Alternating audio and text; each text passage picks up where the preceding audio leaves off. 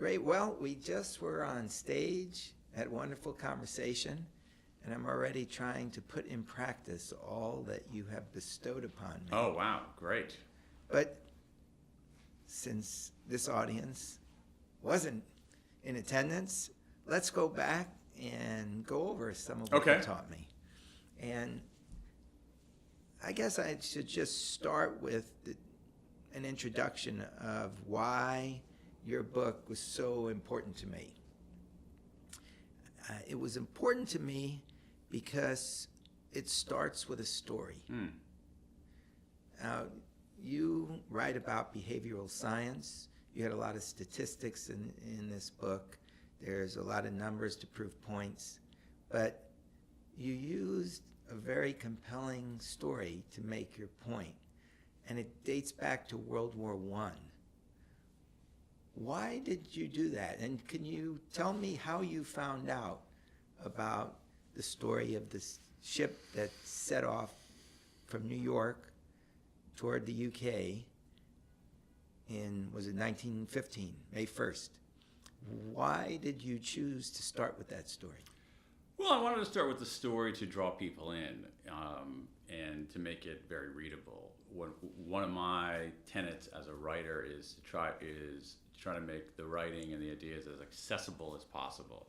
And so there are various ways to do that. Stories are one way to do that. And so this book, When, has a lot of science in it.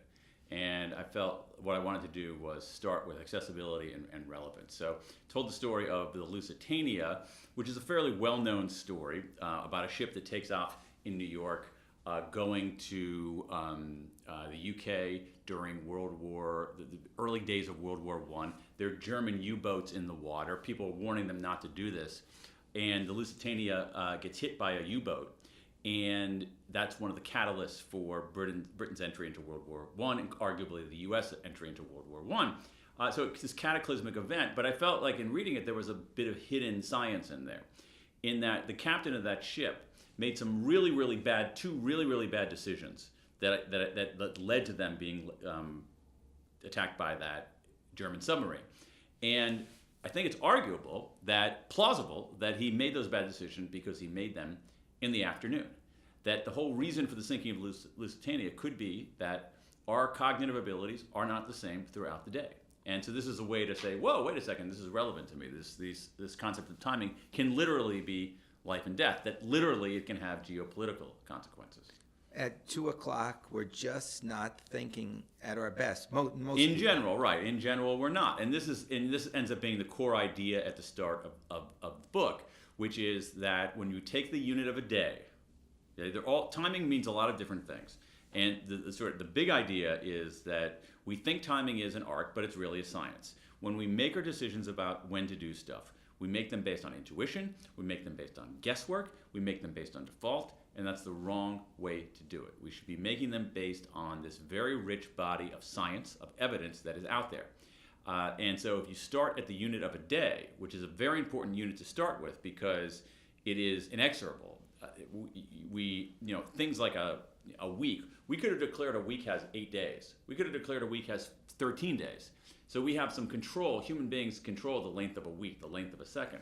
But the length of a day is completely out of our control because it's a natural phenomenon. We're on a planet. And so the day has an enormous effect on how we feel and how we perform. And one of the central findings in this rich array of science is that our cognitive abilities, our brain power, does not stay the same throughout the day. It changes. It changes in predictable ways. It can change in pretty extreme ways. And what the best time to do something depends on what we're doing. And so starting with a story like that was a way to draw people in and say, wait a second, this is a book about science, but it's a book about decision making, it's a book about human behavior, it's a book about who we are as individuals. What was it that set you off on this path to write a book like When? I'm thinking about behavioral science now. When I was a kid, was there behavioral science? Sure. Well, of course there was. It's a really interesting point, Cal. what got me interested in this book was just frustration, and that I was making crappy when decisions myself and wanted to figure out how to make it better. That was really the catalyst for me. What's an example of that? Oh, like I had no idea what time of the day I should exercise. What's the best time of day for me to exercise? Okay, when should I start a project? When should I stop a project that's not working? When in the day should I do my writing? When in the day should I do my interviewing? When in the day should I do my other kinds of stuff? And I was just basically making it up. And I said, there's got to be a better way to do it than simply just pulling it out of my butt. These kinds of pretty consequential decisions. And because I have this long-standing interest in behavioral science, I was curious enough to say, wait a second, is there any research out there on this topic of timing? And it turned out there was a huge amount of research, more than I ever expected, but it was spread across a couple dozen different disciplines. So it wasn't really housed anywhere. So if you talk about, okay, what's the relationship between the unemployment rate and inflation? Okay, there's a whole group of people in economics who work on that issue, who've been working on that issue for a very, very long time. You don't have to look to molecular biology for that question. You don't have to look to anesthesiology for that question. It lives in this domain. Whereas these timing questions, we're living in multiple domains whose participants, whose researchers, were not talking to each other. And so there are different ways to get at the question of how does our mood, how does our behavior, how does our performance change over the course of a day. So you have molecular biologists doing that, you have chronobiologists doing that, but you also have economists doing that. You have social psychologists doing that. You have anthropologists doing that. And so what I found is all these folks spread across these different disciplines asking very similar questions. And it was never brought to the surface because it was living in dribs and drabs in these various fields. Is there a uniform time of day when it's best for everybody to exercise? No, but there are principles, and that's actually what you're saying is actually key, in that what a lot of the guidance tells us is not so much uniform rules, but broader design principles that we can apply to our lives. So exercise is a good example of that. Here's what the research on exercise tells us. You should exercise, it depends on your goals. If your goal is habit formation, morning exercise is better. If your goal is weight loss, morning exercise seems to be a little bit better, although weight loss is very hard. If your goal is a mood boost, morning exercise is better, because exercise, even relatively short exercise, gives us a mood boost that endures for a fairly long time. So if you exercise late in the day, you end up sleeping away some of that mood boost. Where if you exercise in the morning, you get that mood boost throughout the day. So that's the argument for morning exercise. Late afternoon, early evening exercise is better for other reasons. And a lot of it, to my amazement, has to do with body temperature, if you can believe that, because our body temperature changes over the course of a day. It reaches its peak around 4, 5, 6, 7 o'clock at night. And what happens when it reaches its peak? You have fewer injuries. That's one thing about afternoon and early evening exercise. So you have fewer injuries than that, largely because you're literally more warmed up.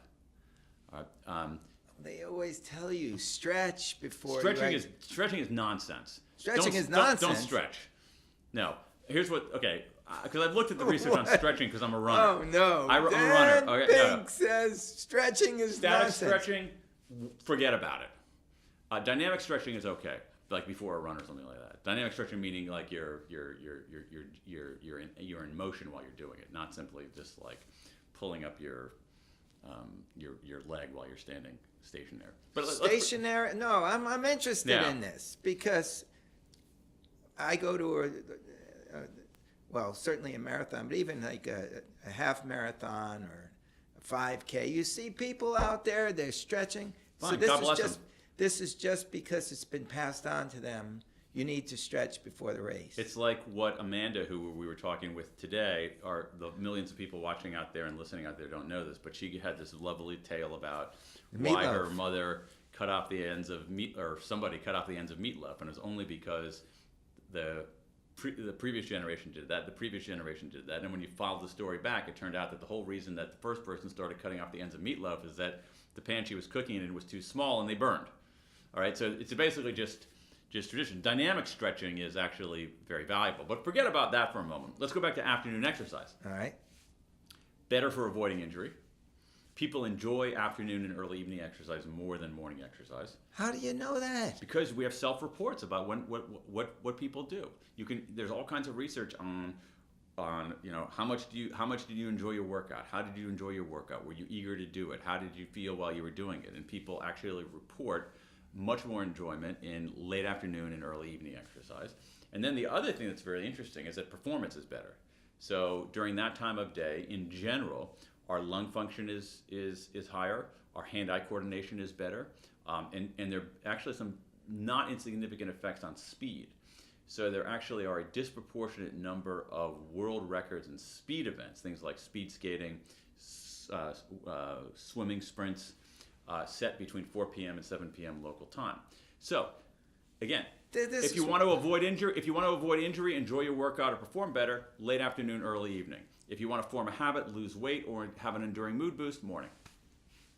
So I'm putting this together here, and the captain on the Lusitania, he basically has a choice about how he's going to guide the ship in. He knows there's German subs around, and he knows that his ship can outrace any German sub. Right. And if he runs it fast enough. If he runs it fast enough. Yeah. And he doesn't put it up at top speed, even though he has an idea that there may be German subs in the area.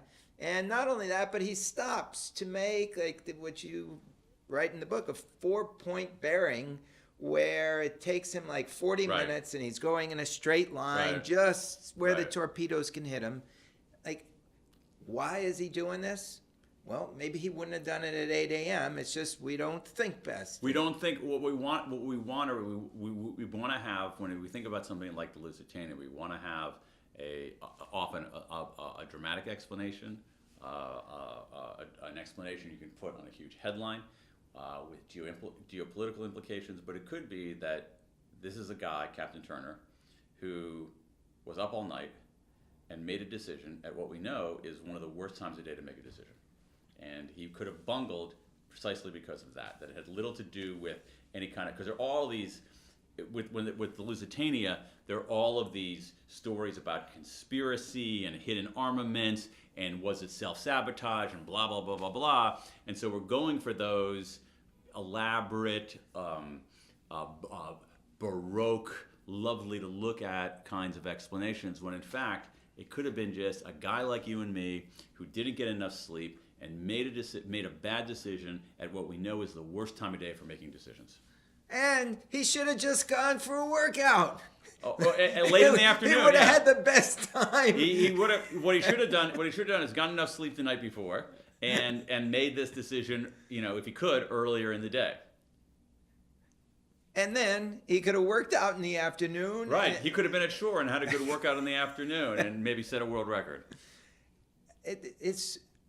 I have never done this with my regimens. I guess I live by... When do you exercise? I tend to exercise when I can. Yeah. Because I travel a lot. Mm-hmm. And so it depends on when the free time in the day is. Sure. And also, it depends on what exercise. If I'm going to lift weights, it might be at the gym early in the morning. If I'm going to climb a rope at the Santa Monica Pier and get on the rings, you didn't know I was a Spartan obstacle racer. No, I just started. Are you doing the Spartan race? Yes. Oh, cool. I've done a few of them now. Nice. And now I can get to the top of the rope. Okay, cool. And if I'm going to do that, that's generally at just the time you told me to get the best results. Like at 4 o'clock, 5 o'clock, and now I know. Okay, that's why. There you go. Sense. I'm here to serve, Cal. Okay, what about food? What about it?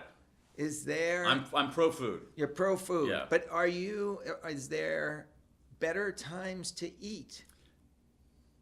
Have we done the meatloaf faux pas with breakfast, lunch, and dinner? Well, I mean, I think there are a couple of ways at that. So what we know from we always not that breakfast is bad. I just think that the evidence on breakfast is mixed. Don't stretch. Don't worry about breakfast. Keep going. Well, I mean, at some level, breakfast.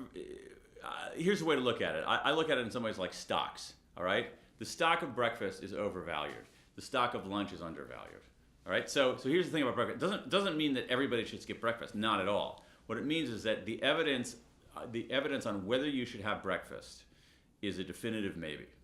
A lot of the research is inconclusive. A lot of it are what are called observational studies rather than randomized controlled trials. Right? I don't want to empty the room by talking about methodology, but there's a big difference there. So if I observe a bunch of people and I say, wait a second, all these healthy people are eating breakfast, you can't conclude from that they're healthy because they're eating breakfast, right? You see what I mean? It could be healthier if they didn't eat breakfast. It could be healthier if they didn't eat breakfast. It could be that healthy people are more inclined to eat breakfast, not that healthiness is causing the breakfast. So you don't know that. So a lot of them are observational studies that show this correlation. They're not randomized controlled trials where we say this group of 500 people are not going to have breakfast every day. This group is going to have breakfast. That's not what the breakfast research shows. Some of it's also has been funded by cereal companies. So, it's a definitive maybe because I'm a breakfast eater. I eat breakfast, and so I'm not saying forget about breakfast. All I'm saying is that the evidence isn't there that it is essential and the most important meal of the day. The evidence is actually in many ways stronger about the value of lunch. Why? And because it's part of a larger body of research on the importance of breaks. That lunch is a break, and what I started doing in this book when I was talking about the day, as I said, okay, I'm going to have a little section on breaks. And when I looked at the research on breaks, there was so much stuff there, and it was so important that I ended up, to my surprise, not even, I mean, this happens in any kind of writing, but I ended up writing a whole chapter on breaks because the evidence was so powerful and so bountiful. And what the research on breaks says is that we should be taking more breaks. We should be taking certain kinds of breaks. And there's some very good evidence that taking a break for lunch actually improves your mood and your performance post-lunch. That a sad desk lunch, sitting at your desk with a soggy tuna sandwich in one hand and your mouse in the other hand, is actually not that good for us. And that the break of lunch is actually really important. Is actually really important. Now, beyond that, there's some very, very interesting new research. A lot of it led by a fellow named Sachin Panda at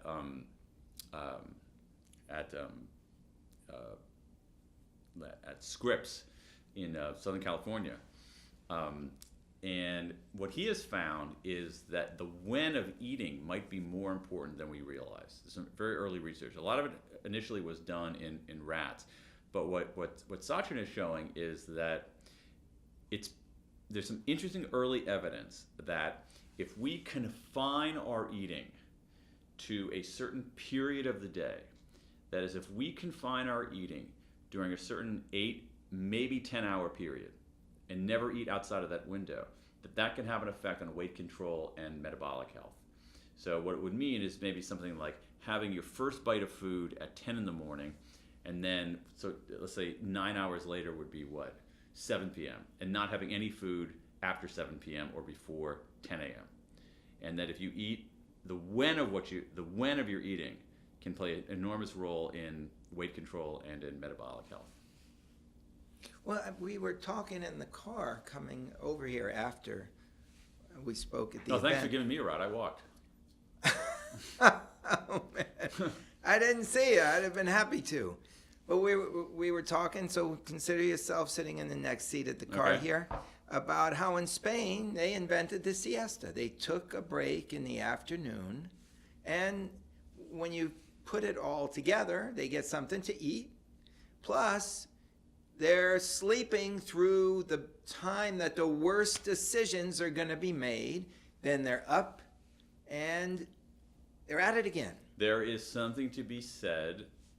There's a reason that became a tradition, that they were answering some kind of call of their bodies, of their brains, of their souls, if you believe in souls. And I think there's an argument for a modern siesta. Again, not 2 hours. Everybody should take up 2 hours in the afternoon to go have a ginormous plate of seafood paella and 3 glasses of Tempranillo, which is cool some days. That sounded good to me. But some kind of systematic breaks especially during the afternoon when we know, because we know that certain periods of the afternoon there's a huge decrease in performance on a number of different levels in corporate performance, education, especially healthcare, judicial decision making, jury decision making, and that we need to be systematic about our breaks. And what we know about the best breaks is that we should be taking more breaks. We should be taking certain kinds of breaks. And the best breaks are these. The best breaks are social rather than solo. So there's some interesting evidence showing that breaks with other people are more replenishing than breaks on our own. So that's like the social side of that. We know that breaks are better if they're moving rather than stationary, if they're outside rather than inside, and if they're fully detached rather than semi-detached. So a break where, hey, I'm going to go take a walk around the block and look at my Instagram feed. That's not a break. You're still tethered. Yes, tethered, right. What you want, you don't want to be tethered, you want to be detached. And in many ways, the siesta is a form of that. Now, we're not going to go back. No, but you know what Yeah. hit me when you're talking about this? All of these young people who are tethered to their phone, does this mean that they never get a break? Could be, and that's not healthy. That's not how we're wired. We're wired. We need to have. The science is overwhelming that we need to have breaks, and I think even more, not only the technology, but just sort of the overall business culture, especially here in the United States, we have a culture of powering through, where we feel like the way to get more work done, the way to get better work done, is simply to power through. So if you're feeling a little bit of a dip, if you're feeling a little bit of decline, power through, man up. I think it has roots in, even though most people in America have no genetic ancestral connection to the Puritans, I think there's a puritanical American side about this, where it's like not only more effective to power through, but it's morally virtuous to power through. And the evidence says no. Okay. Oh my God. Don't power through. Human beings need breaks. And what we see in a lot of research on high performance, particularly with musicians and athletes, is that the most elite musicians, the best athletes, are intentional about taking breaks. Anders Ericsson, the guy who did the lion's share of the research on what's called deliberate practice, but how do people become great? How do people become stars? How do they practice? Found that among elite musicians, the elite musicians took more breaks than the non-elite musicians. The elite musicians were more likely to take naps. And there's a whole line of research on naps too, that naps can be very, very useful to us. So what we need to actually change our way of thinking about it, because we've gotten it wrong. Sometimes our intuition is right, sometimes our intuition is wrong. Sometimes you look at our intuition and the science confirms it.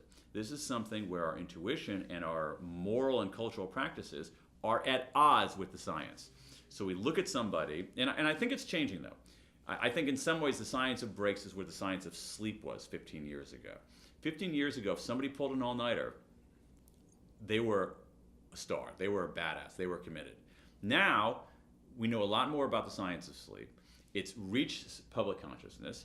And so now somebody comes in bragging about pulling an all-nighter or not getting any sleep for 3 weeks, and we're like, whoa, hey, hoo, ha. You go home and get some sleep. You're probably hurting your performance. You're probably hurting other people's performance because you're so sleep deprived. So my goal is to have something along the lines of, instead of saying, oh, look at Cal, he's such a badass, he hasn't taken a break, all afternoon. He's worked straight through, heads down from 8 in the morning until 6 at night. What I want to do is say, wow, look at Cal, he's taking a 10-minute walk break. What a badass. You're getting me to think about everything that I do in a completely different way. Was there... All I'm trying to do is get you to think about what you're doing. Because I think most of us don't think about, myself included, we don't think about what we're doing. We operate on default. William James, the great philosopher, the father of psychology, as it's practiced now in the United States, says most of us go through life, his line, only half awake. Only half awake, because so much of what we do is by default, so much of what we do is unconscious. There are efficiency gains with that, but I think in a lot of cases, and what I'm trying to do here is I just want people to start thinking about their lives in a multidimensional way. We're intentional about what we do. We have to-do lists. We're intentional at some level about how we do it. We take training and so forth. We're intentional about who we do it with. We don't just collaborate and hire whoever walks in the door first. But when it comes to when we do things, we're not intentional about it. We don't think it matters, and it does. All right. I'm with you. I'm going to really start to think about when I do things and why. I don't know how this is going to take me into the future, but it started when we had the conversation at the conference. This idea of where you're going now, looking at people's habits and certainly your own, and how they consume content. Because I got a podcast here. Yeah. And do I sit and think, okay, when should I stop the podcast? I do that only in the act. I don't plan That's it fine. before. Yeah. But I don't know when the person listening wants to stop the podcast. I don't know if they want 10 minutes or half an hour or an hour and 15 minutes. I have no idea. And you're telling me that I damn well better know. Well, I mean, I think it can be helpful, but I don't know how good the data are on podcasts. But what I would like to see, like an online video, you can look and see where are people dropping off. If you have a 5-minute video, are people bailing after 10 seconds? Are they bailing after 2 minutes? Are they sticking through all the way to 5 minutes? So you can get some feedback. You can get some feedback that way. Well, we got a video going here. I don't think that there is anything. I don't think as you said before, there's no uniform answer to that. To me, when it comes to the media consumption, which we were talking about before you turned on the microphone and the camera earlier today in downtown, is that it's sort of the when of our consumption is actually different. And so it used to be that in many cases, think about the early days of radio. Pre-television days of radio, which were not that long ago. Radio was a purely intentional thing. You sat around in a living room like this, turn on the radio, and everybody had the intention of listening to the radio at that moment. They would sit and look at the radio as if it was a television. Exactly, because they didn't even know television. Television didn't exist. And so for a long time, certain kinds of media, particularly, and I want to move to video because I think that video is an incredibly powerful medium in general. And if you look at how people are using the internet, like, basically nearly 60% of traffic on the internet is streamed video. Right? So that's a big portion of what's happening over the air and across cable lines and how we're spending our time. But I think there's a difference there. So I will watch I'll give you an example. So I like the show Silicon Valley, right? I will watch the show Silicon Valley on my phone when I am in an airport, when I'm in the back of a cab, when I am at a grocery store. But I've never watched Silicon Valley the way that people listen to radio, right? Which is intentional. So for me, Silicon Valley, which is a great show, which I watch on the HBO Go app, is interstitial media. It's for the interstices. It's for the spaces. There are a few shows that I'm intentional about in that radio way. So when it was on, it's no longer on. The Americans. My wife and I would sit on our couch and intend to watch the Americans. And so when we think about media consumption, some of it, a small portion of it, it's basically 3 categories. Invisible, because there's all the stuff out there that we have no idea what it is, right? Invisible. Second category is interstitial, stuff we're watching in the spaces of our lives. And then the smallest category is intentional. And to my mind, what's happening is that this one space, interstitial media, things that people are watching in the interstices, we're only at the very beginning stages of interstitial media as an art form.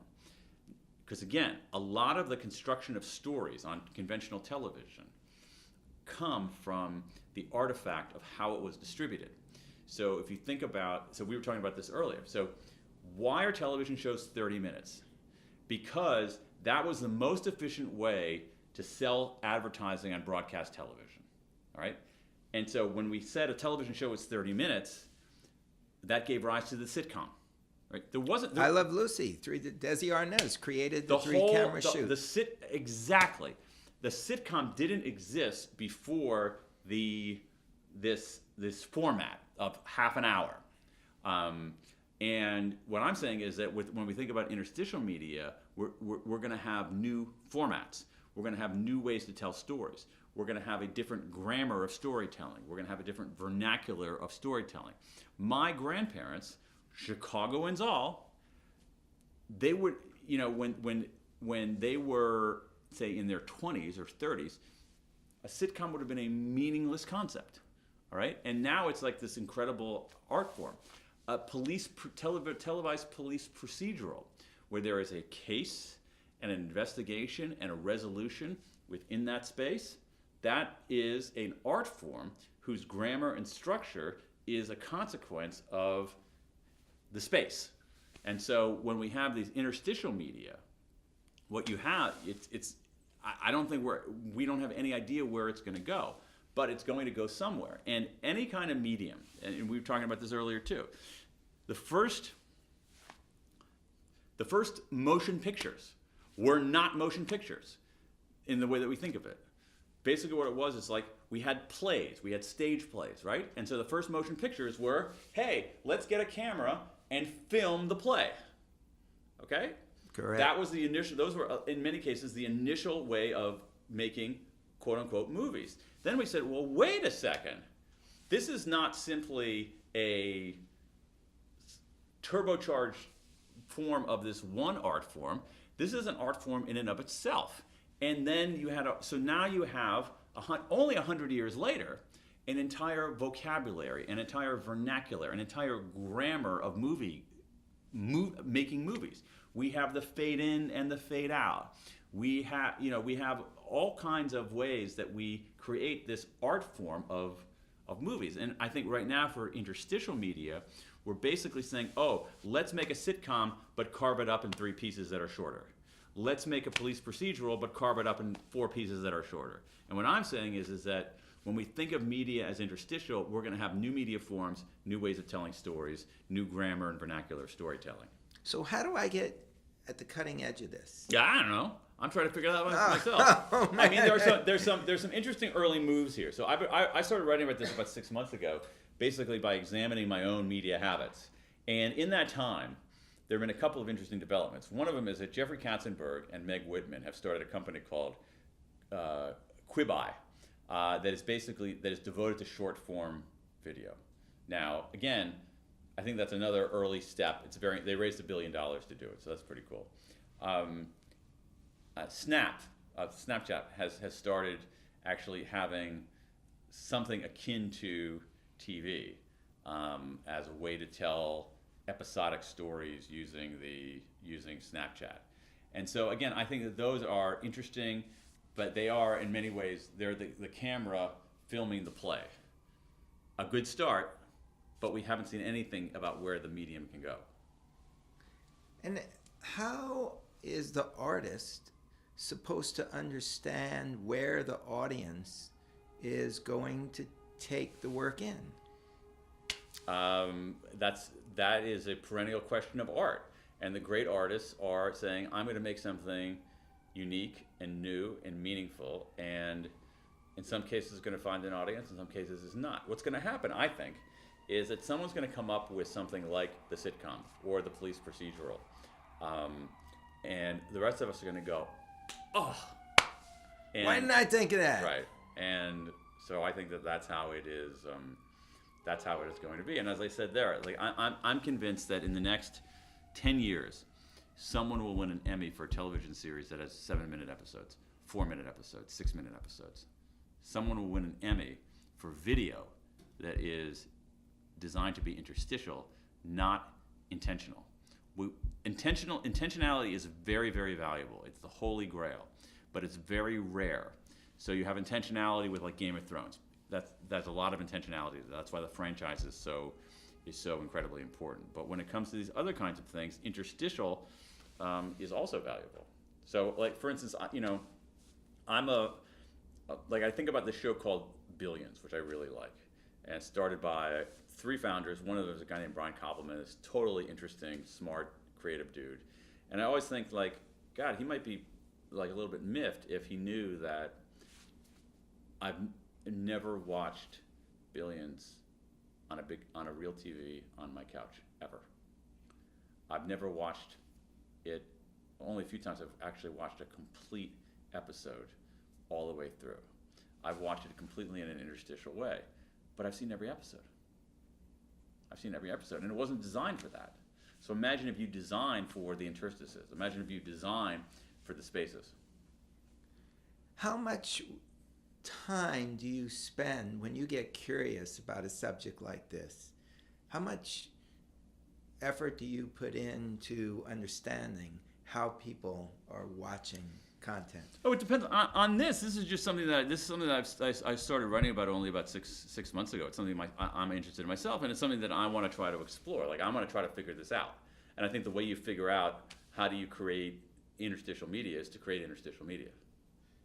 I don't think you figure it out by going around and asking questions. I think you can do that. I think it can give you some feedback. I don't think you figure it out by gasbagging about it. I don't think you figure it out by writing. I wrote a piece for the Atlantic about this, right? And but I don't think you figure it out by writing lots of pieces for the Atlantic about it. I think you figure it out by making stuff and seeing if it works. And it's probably not. The first incarnations are probably going to stink.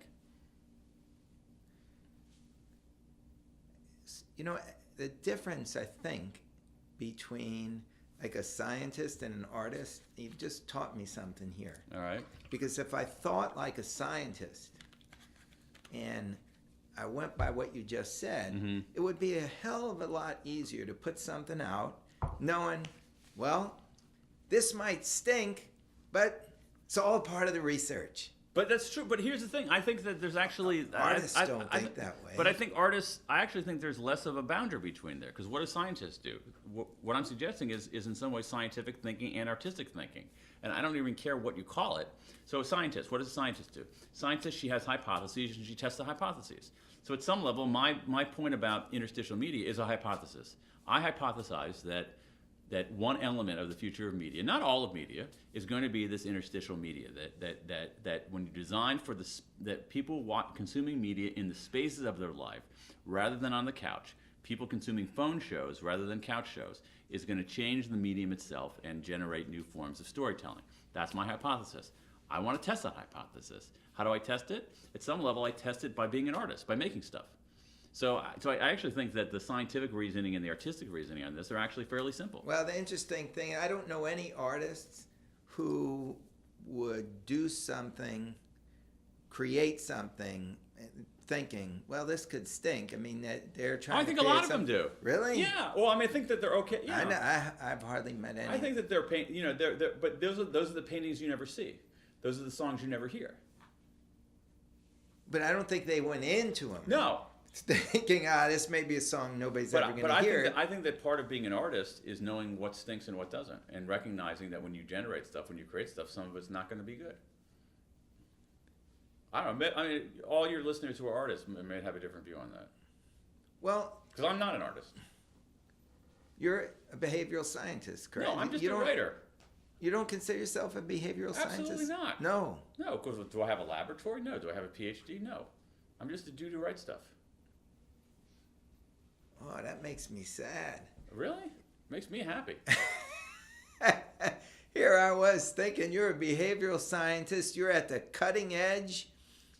Because it seems to me that there is like a difference between psychology and behavioral science. It seems like psychology has been moved forward to behavioral science. Well, yes and no. I mean, it depends on, it's like when psychology we were kind of trying to think why things happen, whereas behavioral science is showing you this is why it happens. I think that's part of it. I think part of it is that over the years, if you think about the history of psychology, which is a very, very young history as a discipline, psychology as a discipline is, 100 years old. So if you think about something like mathematics is a lot older than 100 years. Okay, so you think about other kinds of disciplines like that, and many of our disciplines are reasonably young, but psychology as a discipline is maybe 100 years old. And at the beginning, it was basically a branch of philosophy. And so if you look at some of the psychologists whom we knew about when we took, if you took Psychology 101, 30 years ago, 40 years ago, is, somebody like Maslow, Abraham Maslow. Oh, Maslow's hierarchy. There's no experimental evidence for that. It's basically a philosophy. It's a view. It might be right. It's helpful. It's good. It helps us understand the world. But it's not science in the way, it's not, Maslow did not do randomized controlled trials. He did not do the kind of behavioral science that I'm writing about and that is at the heart of a lot of the research in psychology, in economics, not so much in sociology, but in other kinds of disciplines. Do you think going forward, the world is just going to be governed by numbers and that intuition will play a much smaller role? No, I mean, not necessarily, but I think there's something to be said for, I think there's something to be said for numbers. Like, I don't think that human judgment and artistry is incompatible with data analysis. I think that the two pair very, very well. And so if I'm going into a hospital, if I'm going to have a medical procedure, then I actually like to see what have been the results of the last 100,000 times this procedure has been done, and what do we know about who's it effective on and who it's not. Even though a doctor, she might have an intuition on that kind of thing, I actually want to see the numbers. When it comes to I think that you end up undermining art when you look at when you think about something like pop music. And so with auto-tune or with a good sense of like the demographics and things like that and certain beat patterns, you can in some ways engineer, and this has been going on for a couple decades, you can kind of sort of engineer a hit song rather than create in an artistic way a hit song. That you can know, okay, this is the beat pattern that people are going to respond to. This is the way to use auto-tune to make sure the voice is perfect. This is the kind of melody and the kind of words that we know appeals to this demographic. So you can engineer a song, and I think that ends up undermining art. But the things that end up getting really popular are these leaps of faith, these things that human judgment and human creativity do better than anything else. So for me, it's like I don't see this war between human judgment and creativity and algorithms and data. I think that they're both valuable. Well, maybe that's a wall in my mind that I just got to knock down. Yeah. Did you do good in science in high school? I didn't really like science in high school. I didn't like science. Oh, man. Yeah, I know. I didn't like science until I got to college and even out of college. Like if I had, and that's probably because the way we teach science in schools. What was your chemistry teacher like? In high school, I had a pretty decent chemistry teacher, but basically with chemistry, for me, it was I didn't really care. Like I wasn't curious about chemistry, and so I did well in chemistry only because a lot of the chemistry tests are relatively simple math, and I'm pretty good at math, and that was it. So I was very good at getting the right answer in chemistry. I didn't know squat about chemistry. I still don't know squat about chemistry. Yeah, you know what really strikes me is that I went through high school chemistry. It's a long story, and I've actually told it to Bill Nye on the podcast, where I went through chemistry the first time, and I just couldn't pay attention. And then I went back about 20 years later to do it in an actual high school with 16-year-old kids after my son was born, just to like prove that I could do it. And it was much easier because I could pay attention. And you probably learned something too. I think what I learned most about it was that because I wasn't successful at it the first time, I always doubted that I could be successful at it. And then I went back and was getting hundreds, and I realized it was really when I was in the classroom. Right, okay, so, right. It was a complete question of when. So you at age 16 were not ready for it. You at age 36 were ready for it. Exactly. Yeah, makes sense. And so it really makes me wonder But that's okay. if Go we ahead. should be teaching chemistry or if we should be teaching when. Or neither. No, I think it's a great point, and I think it's actually an important way to think about ourselves. There's a principle of psychology called the end of history illusion. The end of history illusion. So if you ask people this question here, so you ask people at age whatever, say it's at second age 30, so let's say 35. Ask people at age 35, do you think that you're a different person from the way? Well, I'll ask you. Do you at age 35 were you a different person from who you were at age 20? Yes and no. Okay. Do you have the same interests, same goals, same life philosophy? Different goals, but at essence, very curious. Okay. At essence, lover of stories. But at age 20, I was not ready to meet a girl and settle down. Mm-hmm. And at age 35, I was. Mm-hmm. Mm-hmm. So it's another question of when. Right. Well, I mean, part of this end of history illusion is that when people tend to, when they look retrospectively, they say, oh, wow, I'm a different person than I was 10 years ago or 15 years ago. I know so much more. I've had this whole set of experiences that shaped me to be a different person. But then when they look prospectively for the next 15 years, say, oh, no, probably pretty much the same. and, so we think that we have, that's the end of history illusion. We feel like we basically, who we are today is who we're going to be 10 years from now, but that's never the case. I mean, I'm a different person than I was 10 years ago. That person's a different person than he was 10 years ago, and that person's a different person. What's the difference between you 10 years ago and you now? I know a lot more. I'm a lot smarter. I think I'm a kinder person than I was 10 or 15 years ago. I think I'm a less uptight person than I was 10 or 15 years ago. I think I'm more sophisticated about certain things. I think I'm much more aware of what I don't know. So again, the person who was inhabiting this body, well, the body has changed too, obviously. When I think about who I was 15 years ago, that's a different person than I am today. And chances are the person I am 15 years from now is going to be a different person. It has to be a different person than I am right now, because I'm going to have a different set of experiences, and that's going to shape me. It doesn't mean that my DNA changes. No, but it actually helps me look at things with an uplifting point of view. I guess the only problem is the physical. Yeah. May change. As I have breakfast every morning with Larry King, and he's always saying when you get into your 80s. How old is he? He must be like 112. No, he's not that. He's gonna be, I think, 85. Oh, is that it? He's gonna I be thought he was older than that. 85. Okay. So he's a young guy. Yeah. And he always says that when you reach that age, the next day probably is not going to be as good as the last.